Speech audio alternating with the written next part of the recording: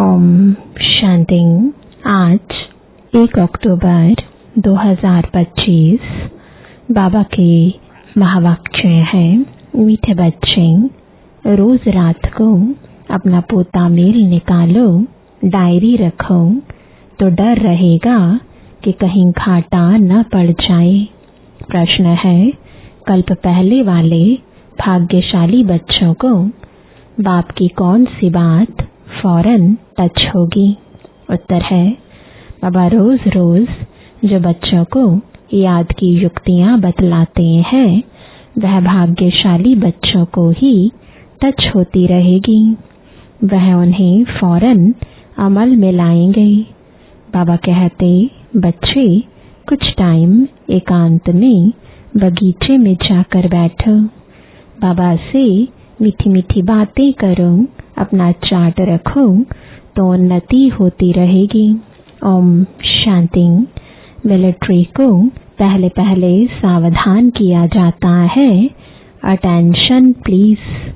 बाप भी बच्चों को कहते हैं, अपने को आत्मा निश्चय कर बाप को याद करते रहते हो।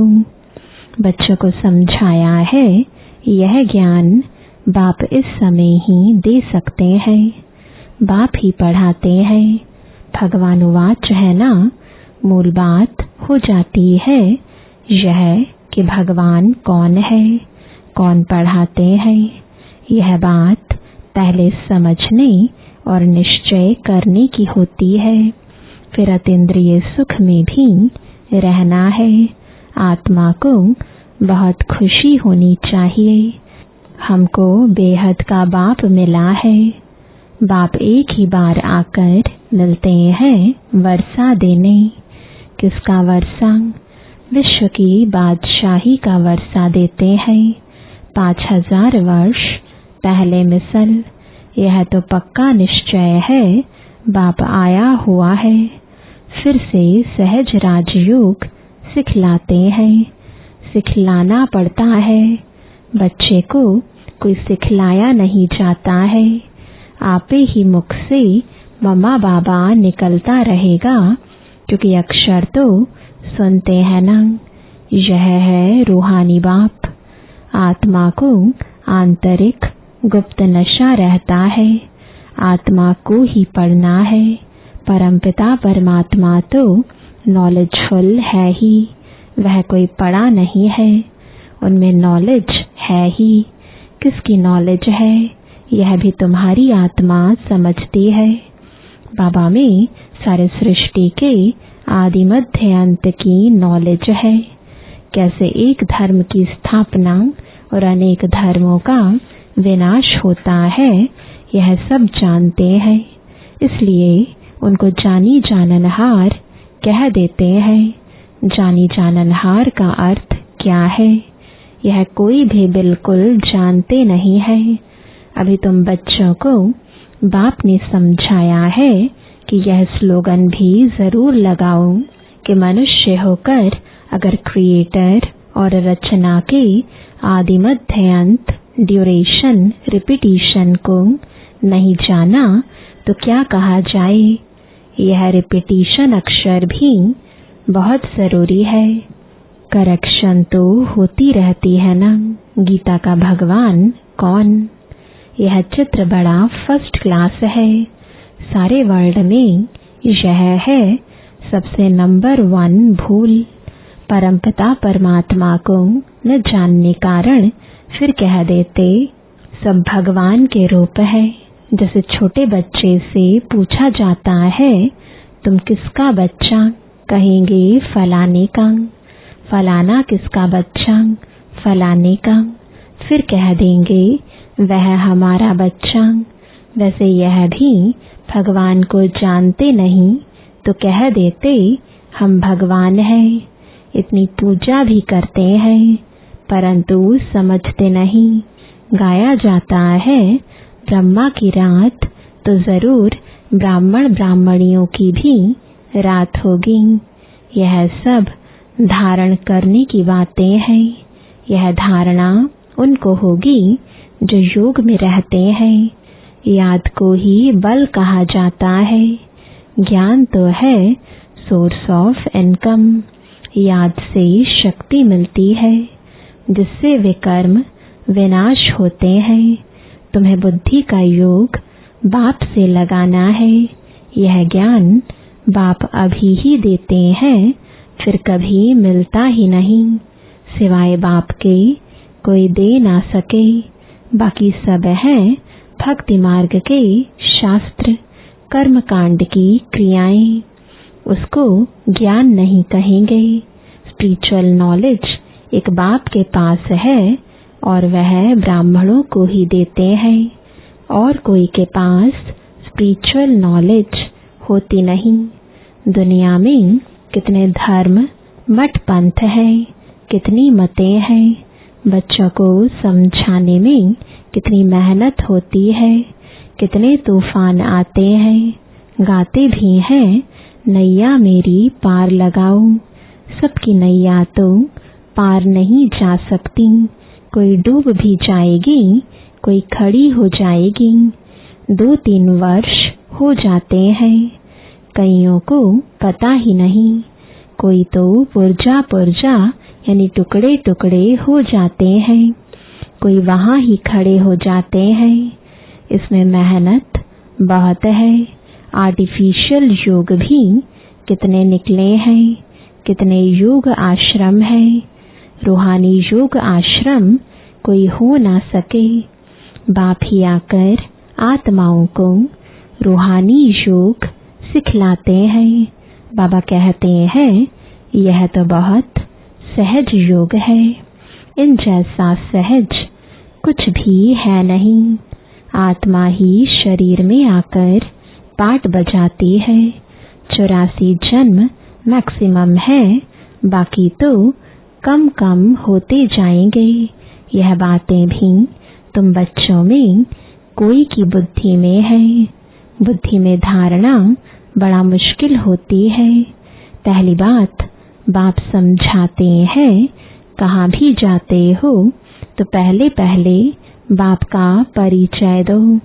बाप का परिचय कैसे देवें, इसके लिए युक्ति रची जाती है।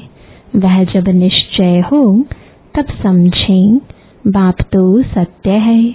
जरूर बाप सत्य बातें ही बताते होंगे, इनमें संशय नहीं लाना चाहिए। याद में ही मेहनत है। इसमें माया ऑपोजिशन करती है, घड़ी घड़ी याद भुला देती है। इसलिए बाबा कहते हैं चार्ट लिखो, तो बाबा भी देखे कौन कितना याद करते हैं। 1/4% भी चार्ट नहीं रखते हैं। कोई कहते हैं हम तो सारा दिन याद में रहता हूँ। बाबा कहते हैं यह तो बड़ी मुश्किल है।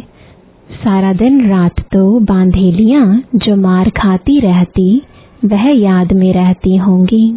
शिव बाबा कब इन संबंधियों से हम छूटेंगे। आत्मा पुकारती है बाबा हम बंधन से कैसे छूटें। अगर कोई बहुत याद में रहते हैं तो बाबा को चार्ट भेजें, डायरेक्शन मिलते हैं। रोज रात को अपना पोता मेल निकालो, डायरी रखो। डायरी रखने से डर रहेगा हमारा घाटा ना निकल आए। बाबा देखेंगे तो क्या कहेंगे, इतने मोस्ट बेलवेड बाबा को इतना समय ही याद करते हो। लौकिक बाप को, स्त्री को तुम याद करते हो, मुझे इतना थोड़ा भी याद नहीं करते हो। चार्ट लिखो तो आप ही लज्जा आएगी। इस हालत में मैं पद पा नहीं सकूंगा। इसलिए बाबा चार्ट पर जोर दे रहे हैं। बाप को और 84 के चक्र को याद करना है, तो फिर चक्रवर्ती राजा बन जाएंगे। आप समान बनाएंगे, तब तो प्रजा पर राज्य करेंगे। यह है ही राजयोग, नर से नारायण बनने का एम ऑब्जेक्ट यह है। जैसे आत्मा को देखा नहीं जाता, समझा जाता है। इनमें आत्मा है यह भी समझा जाता है। इन लक्ष्मी नारायण की जरूर राजधानी होगी। इन्हीं ने सबसे जास्ती मेहनत की है तब स्कॉलरशिप पाई है। जरूर इन्हों की बहुत प्रजा होगी। ऊंच ते ऊंच पद पाया है। जरूर बहुत युग लगाया है तब पास विद ऑनर हुए। यह भी कारण निकालना चाहिए हमारा युग क्यों नहीं लगता है। धंधे आदि के झंझट में बहुत बुद्धि चली जाती है। उनसे टाइम निकाल इस तरफ जास्ती ध्यान देना चाहिए। कुछ टाइम निकाल बगीचे में एकांत में बैठना चाहिए। फीमेल तो जा ना सके, उनको तो घर संभालना है। पुरुषों को सहज है। कल्प पहले वाले जो भाग्यशाली होंगे उनको ही यह टच होगा।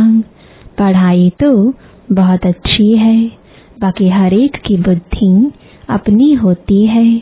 कैसे भी करके बाप से वर्षा लेना है। बाप डायरेक्शन सब देते हैं, करना तो बच्चों को ही है। बाबा डायरेक्शन देंगे जनरल, एक एक पर्सनल भी आकर कोई पूछे तो राय दे सकते हैं। तीर्थों पर बड़े बड़े पहाड़ों पर जाते हैं तो पंडे लोग सावधान करते रहते हैं। बड़ी मुश्किलात से जाते हैं। तुम बच्चों को तुम बाप बहुत सहज युक्ति बताते हैं। बाप को याद करना है, शरीर का भान खत्म करना है। बाप कहते हैं मुझे याद करो। बाप आकर नॉलेज दे चले जाते हैं। आत्मा जैसा तीखा रॉकेट और कोई हो नहीं सकता। वो लोग मून आदि तरफ जाने में कितना टाइम वेस्ट करते हैं। यह भी ड्रामा में नोंद है।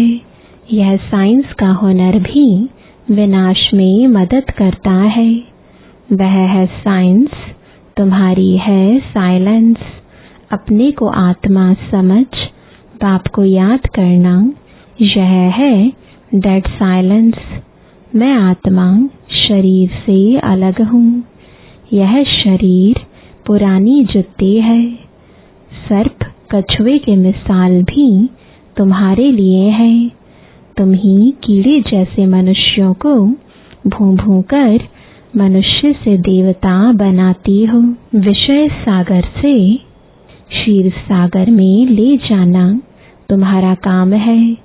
सन्यासियों को यह यज्ञ तप आदि कुछ भी करना नहीं है।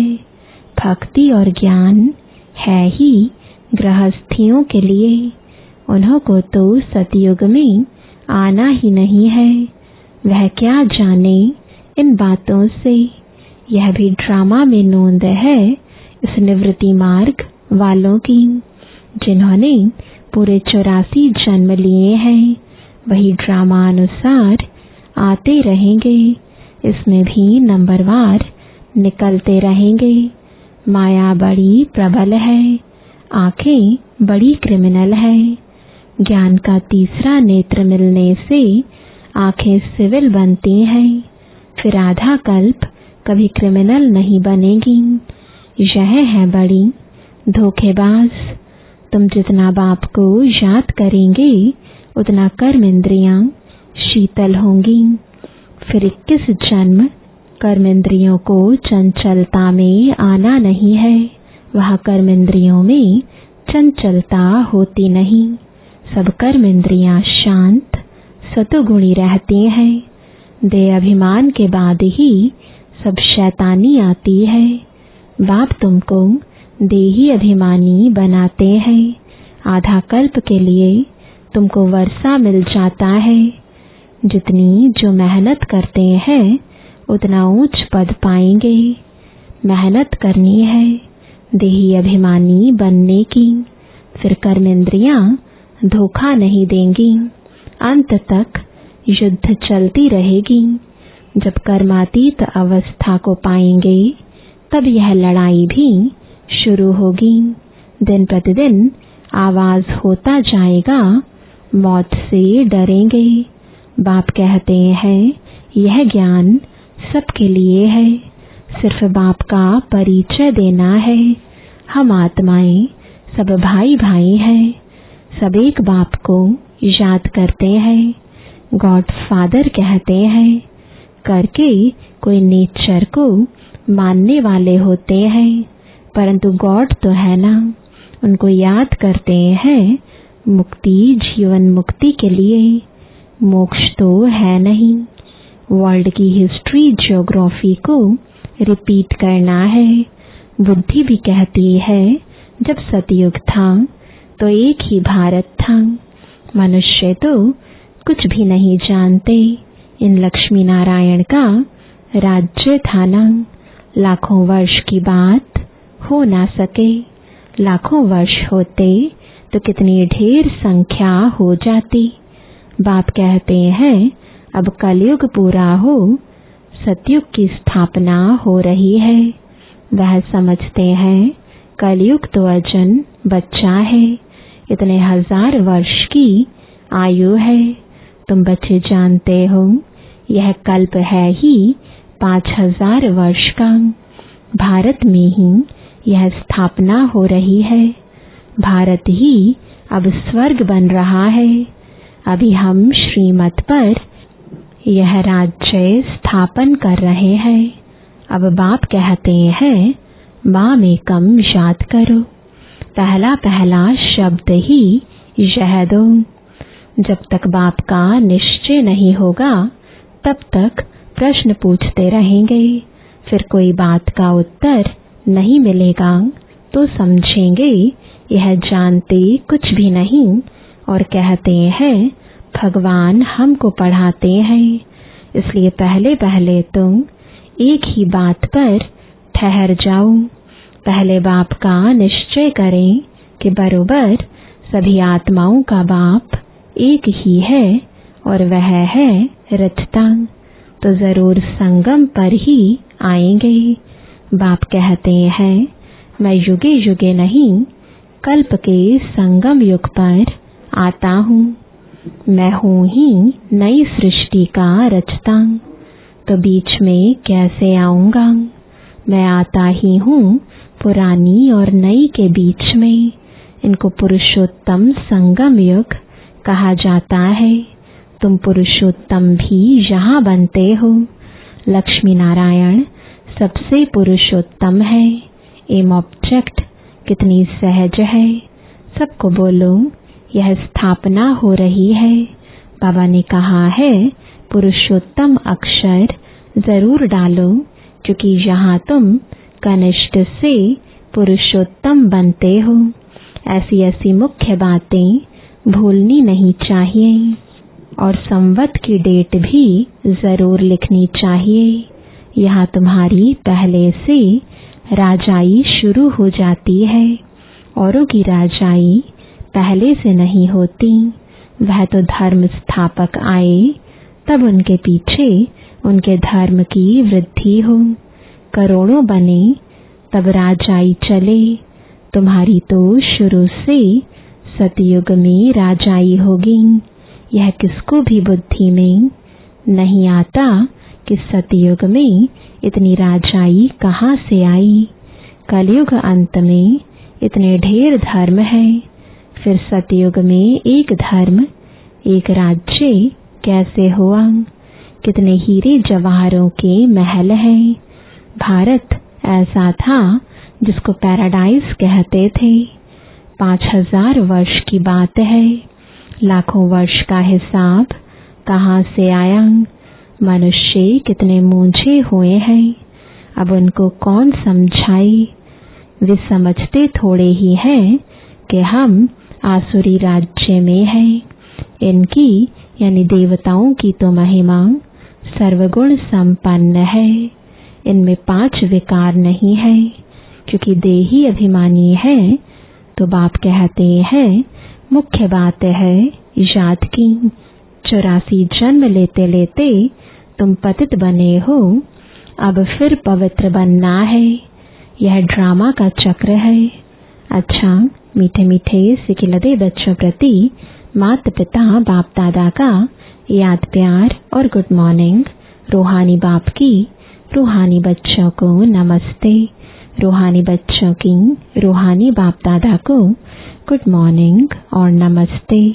धारणा के लिए मुख्य सार है, पहला, ज्ञान के तीसरे नेत्र को धारण कर अपनी धोखेबाज आँखों को सिविल बनाना है। याद से ही कर्मेंद्रियां शीतल सतोगुणी बनेगी, इसलिए यही मेहनत करनी है।